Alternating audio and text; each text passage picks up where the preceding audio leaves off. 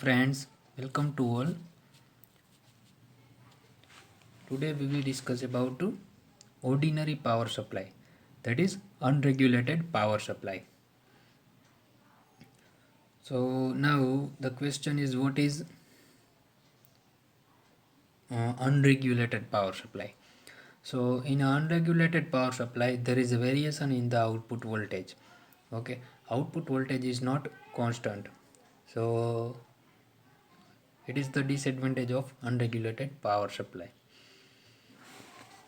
Here we have discussed this because unregulated power supplies do not have voltage regulators. Okay, this type of power supplies do not have voltage regulators built into them. They typically are produced a specific voltage at a specific maximum output load current. Okay, so this type of power supply typically produced specific voltage at a specific maximum output load current. Okay, so this is the characteristic of unregulated power supply.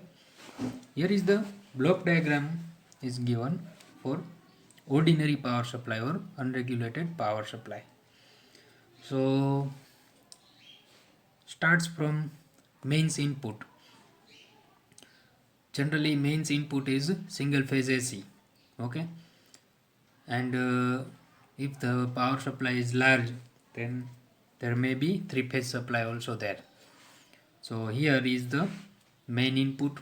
Okay, and it is given to the power transformer. Now what is the function of power transformer? We know that function of power transformer is step down the mains input voltage. It means it is one type of AC to AC converter, but it will change the amplitude of voltage. It means it may be step up the so power transformer will step down the input voltage. Okay, then the output of the power transformer is given to the rectifier. Okay, and what is the function of rectifier? So we know it is a AC to DC converter. It means it will convert AC voltage into DC voltage. So in power supply our requirement is DC and available mains is generally AC. So we have to convert this AC into DC. તો રેક્ટિફાયરની મદદથી આપણે એસીમાંથી ડીસીમાં convert કરી શકીએ છીએ. અને એમાં જ્યારે convert કરીએ ત્યારે એની અંદર આપણને રિપલ કન્ટેન્ટ જોવા મળે છે, એને કહેવાય રેસિડ્યુઅલ રિપલ. તો એ રેક્ટિફાયરની અંદર આઉટપુટ મળશે આપણને, એ પ્યોર ડીસી નહીં હોય પણ કેવું હશે, એમાં રિપલ એડ થયેલા હશે. તો એના માટે નેક્સ્ટ જે સ્ટેપ છે એ આપણું ક્યાં હોય છે, સ્મૂથિંગ સર્કિટમાં જવાનું હોય છે. ઓકે, તો એમાં શું થાય, આઉટપુટ છે એ સ્મૂથ થશે, એટલે કે એમાંથી રિપલ કન્ટેન્ટ અને બીજા નોઇઝ હશે એને આપણે રિમૂવ કરવાના હોય છે. ત્યાર પછી એનું જે છે એ ડાયરેક્ટલી આપણને આઉટપુટ મળી જાય છે.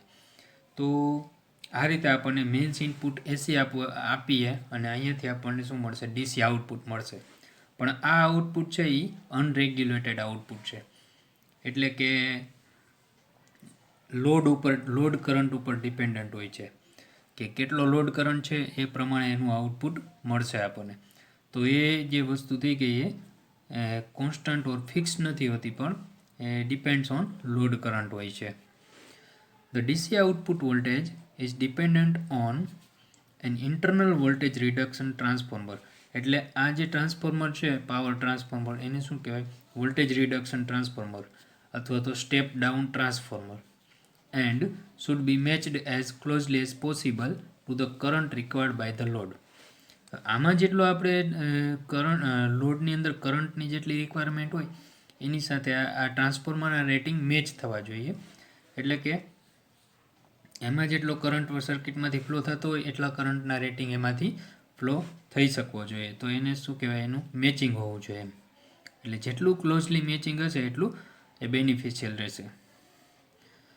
Typically, the output voltage will decrease as the current output to the load increases.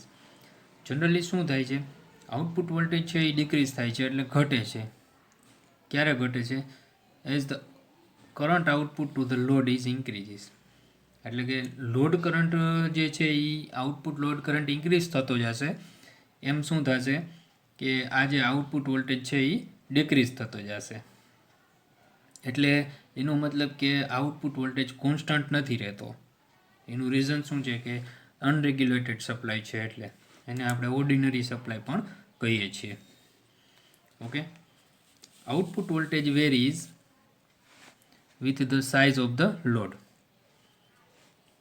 એટલે આઉટપુટ વોલ્ટેજ જે છે એ સાઇઝ લોડની સાઇઝ સાથે વેરી થાય છે. જનરલી જો રેગ્યુલેટેડ પાવર સપ્લાય હશે તો આ પ્રોબ્લેમ નહીં આવે, પણ આમાં શું થાય છે, આઉટપુટ વોલ્ટેજ સાથે વેરી થાય છે. It typically consists of a rectifier and capacitor smoothing but no regulation to steady the voltage.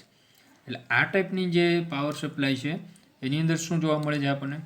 એક તો રેક્ટિફાયર, જે આપણે જોઈ રેક્ટિફાયર, અને એનું સ્મૂથિંગ સર્કિટમાં શું હોય છે? કેપેસિટર.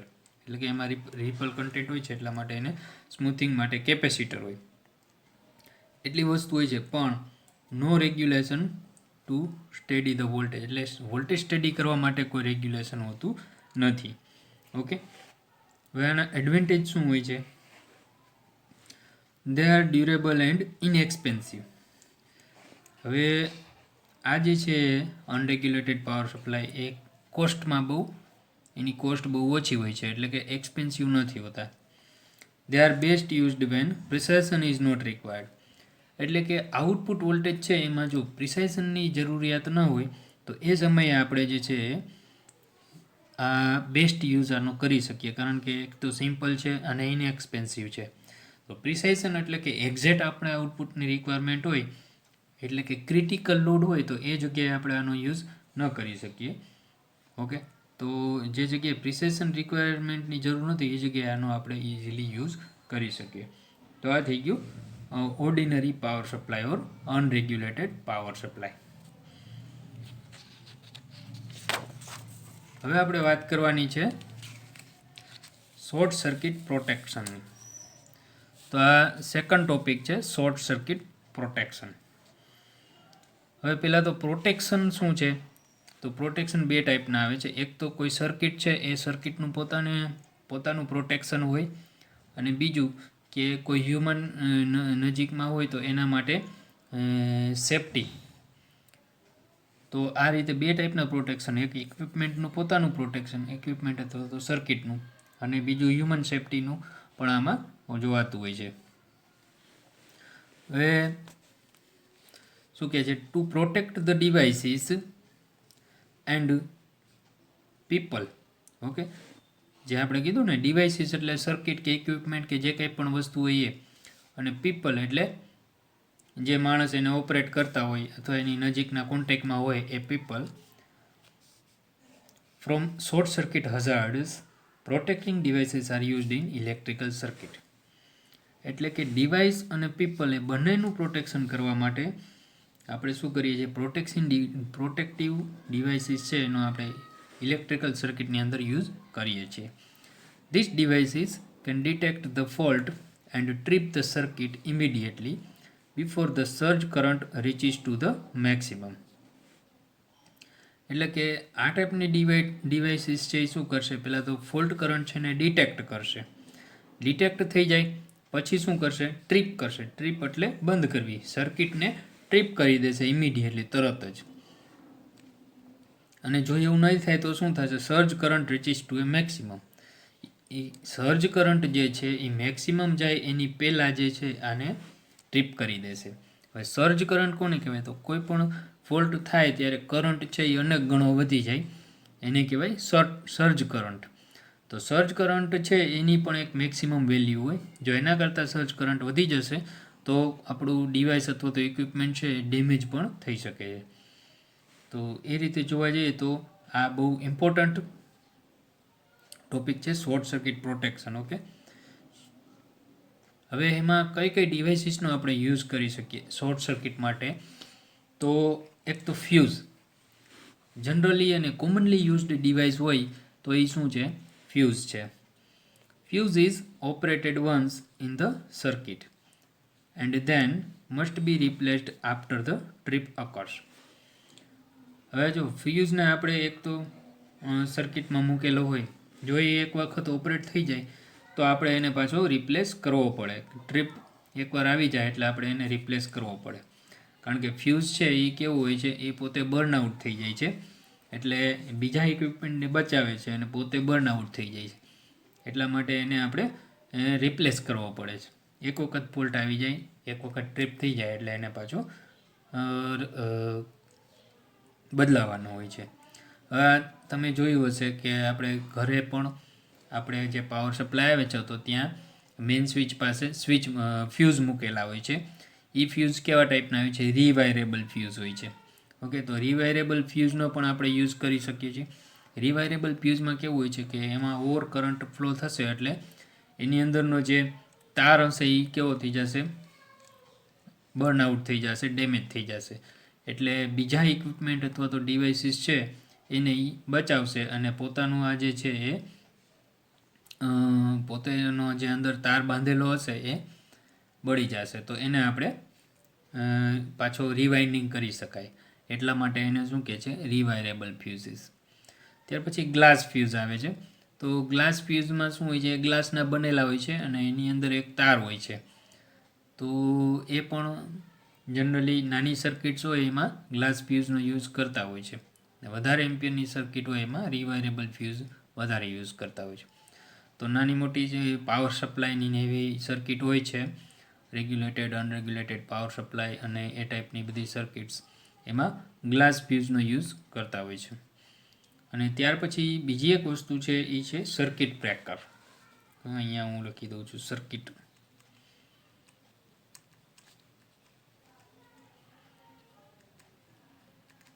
સર્કિટ બ્રેકરનો પણ આપણે યુઝ કરી શકીએ છીએ.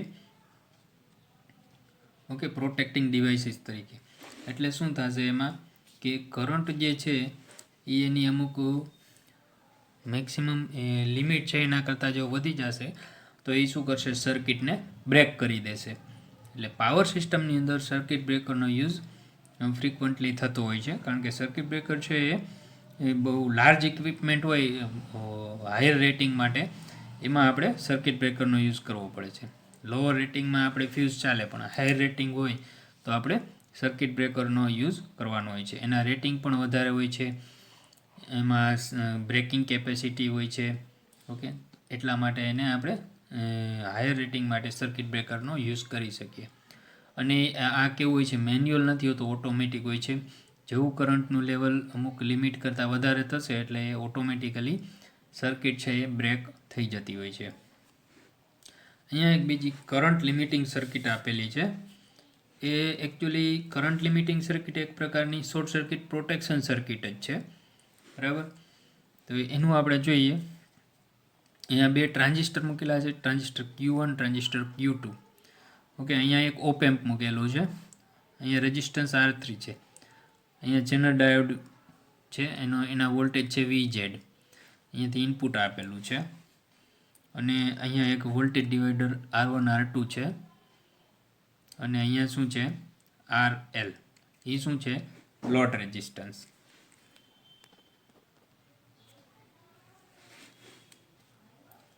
ઓકે, હવે અહીંયા એક રજિસ્ટર છે R4, એને કહેવાય કરંટ સેન્સિંગ રજિસ્ટર અને એની વેલ્યુ જનરલી આપણે કેટલી રાખેલી હોય? 1 ઓહમ. ઓકે, એટલે આપણા કેસમાં આપણે કેટલી રાખેલી છે? 1 ઓહમ. બાકી આની વેલ્યુ અલગ અલગ હોય છે, R1, R2 અને લોડ રેઝિસ્ટન્સ RL. અહીંયા જે વોલ્ટેજ મળે એને આપણે શું કહેશું? V આઉટ, એટલે કે આઉટપુટ વોલ્ટેજ. ઓકે, હવે આ સર્કિટનું ઓપરેશન અથવા તો વર્કિંગ કઈ રીતે હોય એની આપણે વાત કરીએ. When IL is less than 600 milliampere, એટલે કે લોડ કરંટ જે છે, જો લોડ કરંટ ક્યાંથી ફ્લો થાય? અહીંયાથી આમ જઈ અને આ રીતે ફ્લો થતો હોય છે. ઓકે, એટલે આ ટ્રાન્ઝિસ્ટર Q2, R4, RL અને પાછું VINમાં જાય છે. એ રીતે લોડ કરંટનો પાથ હોય છે. હવે જ્યારે 600 મિલીએમ્પિયર કરતાં ઓછો હશે લોડ કરંટ, ત્યારે આની એક્રોસમાં જે વોલ્ટેજ હશે, વોલ્ટેજ એક્રોસ R4 એ કેવા હશે? It is less than 0.6 volt. તો આ લેસ દેન 0.6 વોલ્ટ હોય તો આનું અહીંયા વોલ્ટેજ જે મળે છે એ કેવા મળે છે? 0.6 વોલ્ટ કરતાં ઓછા મળે છે. એટલે Q1 છે એ ઓન નહીં થાય અને કટ ઓફમાં રહેશે. ટ્રાન્ઝિસ્ટર Q1 ઓન નહીં થાય. ઓકે, એટલે એ કટ ઓફમાં રહેશે. When IL is up to 700 milliampere. હવે જો ILની વેલ્યુ 600 એમ્પિયર કરતાં વધારીએ અને 700 મિલીએમ્પિયર સુધી લઈ જઈએ તો આની એક્રોસમાં જે વોલ્ટેજ છે, વોલ્ટેજ એક્રોસ R4 એ કેવા થઈ જશે? 0.7 વોલ્ટની નિયર અબાઉટ થઈ જશે. જેવા એ 0.7 વોલ્ટની નિયર અબાઉટ થાય એટલે અને અહીંયા બેઝ કરંટ મળી જશે, અહીંયા બેઝ ડ્રાઈવ મળી જશે. એટલે Q1 છે એ ટર્ન ઓન થઈ જશે. ઓકે, હવે Q1 ટર્ન ઓન થાય તો શું થશે? અહીં આની એક્રોસમાં વોલ્ટેજ આવશે. ઓકે, હવે આની એક્રોસમાં વોલ્ટેજ આવશે તો શું થશે? વોલ્ટેજ એક્રોસ R5 એટલે અહીંયા ડ્રોપ થશે. એટલે આના જે બેઝમાં વોલ્ટેજ આપીએ છીએ Q2ના એ પણ ડ્રોપ થશે. એટલા માટે અહીંયાથી જે કલેક્ટર કરંટ ફ્લો થાય છે અને ફાઇનલી જે લોડ કરંટ ફ્લો થાય છે એ લોડ કરંટ પણ ઘટી જશે. તો આ રીતે આપણે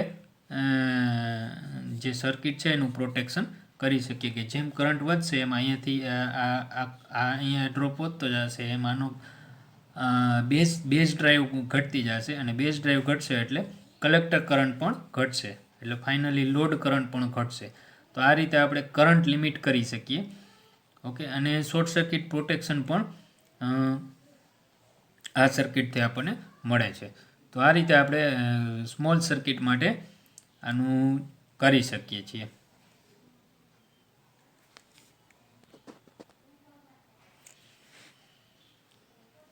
હવે આપણે આઉટપુટ વોલ્ટેજ ફાઇન્ડ કરવા હોય વી આઉટ તો કઈ રીતે મળશે?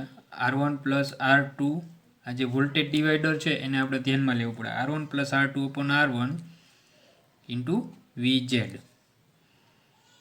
ઓકે, અને ISL કરંટ ફાઇન્ડ કરવો હોય તો it is VB upon R4. આ રીતે આપણને કરંટ મળે. ઓકે, તો આનો આપણે યુઝ કરી શકીએ છીએ આ સર્કિટને એનાલિસિસ કરવા માટે. Okay, thank you.